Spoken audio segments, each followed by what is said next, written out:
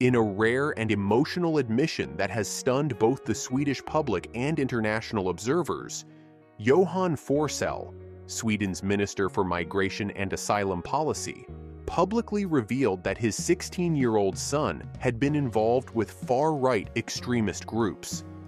The revelation has shaken not just his political career, but also sparked national debate about youth radicalization, digital extremism, and the limits of parental awareness.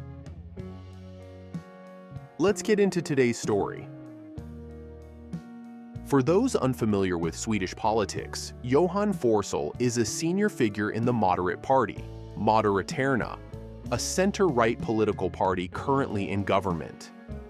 Since October 2022, he has served as Minister for Migration and Asylum Policy, overseeing one of the most high-profile and sensitive areas in Swedish politics: immigration, integration, and border security.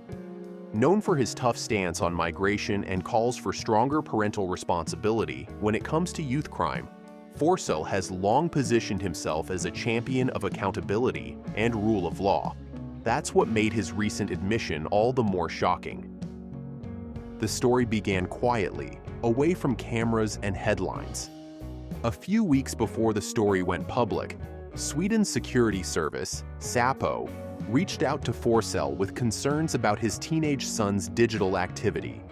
Though not under criminal investigation, the boy had allegedly been interacting with, and possibly recruited by, far-right extremist networks.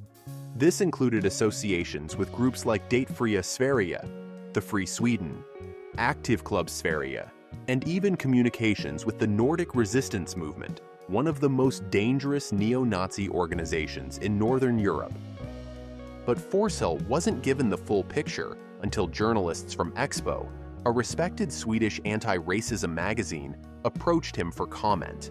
Their investigation had uncovered online profiles tied to his son, accounts that shared racist propaganda, engaged in anonymous far-right forums, and were linked to extremist activity such as distributing white supremacist stickers in public places.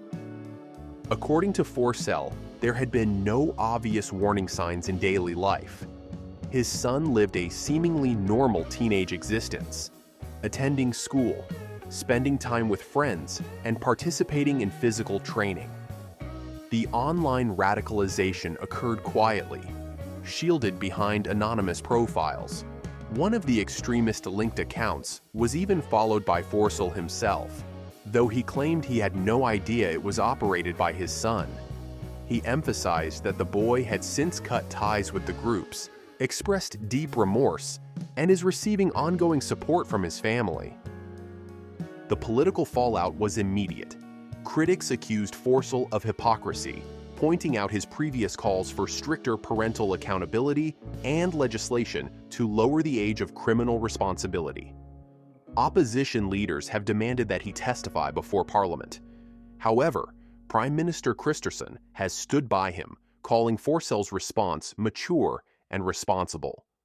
Forssell has firmly stated that he will not resign, arguing that doing so would neither help the public nor his son, who is still a minor and not suspected of any crime.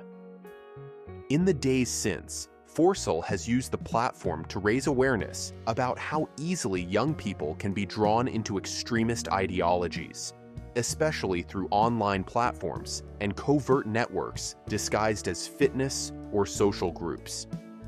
"This could happen to any family," he said. "If it can happen in my home, where politics, democracy, and human dignity are part of daily life, it can happen anywhere." The case has sparked nationwide discussions in Sweden about digital radicalization, youth vulnerability, and the role of parents in navigating a generation raised in the digital age. It also raises difficult questions about the balance between public duty and private life, especially for politicians tasked with shaping the very policies that end up hitting home.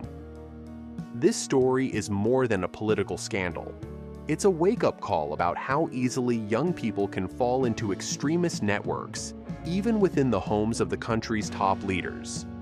Johan Forssell's openness about his son's involvement underscores the importance of digital awareness, mental health support, and strong family communication. As Sweden debates the implications, this moment offers a powerful reminder that vigilance starts at home. What's your take on Johan Forssell's decision to go public about his son's involvement with far-right extremist groups? Do you think he handled it responsibly, or should more be expected from public officials? Drop your thoughts in the comments below. Your voice adds real value to the conversation. Thank you for watching. Don't forget to like, subscribe, and hit the notification bell so you don't miss the next video.